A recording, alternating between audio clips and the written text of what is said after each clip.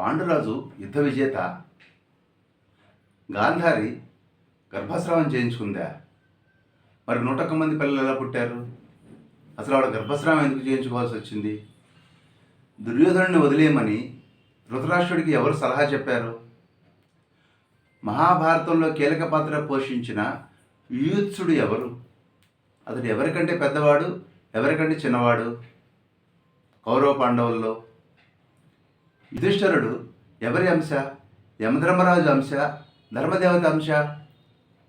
అర్జునుడిని పుత్రునిగా పొందేందుకు పాండురాజు తపస్సు చేశాడా ఇంద్రుడి గురించి? ఇది నిజమా? మిగతా వాళ్ళ విషయంలో ఇలా ఎందుకు జరగలేదు? మాద్రి కుంతిని మోసం చేసిందా? కుంతి ఈ విషయంలో నిష్ఠూరపడిందా? దీనికి పాండురాజు ఏమన్నాడు? పాండవులు పుట్టినప్పుడు అశరీరవాణి ఏం చెప్పింది? మహాభారతం 8వ భాగంలో మీ విజ్డమ్ చారియట్లో చూడండి.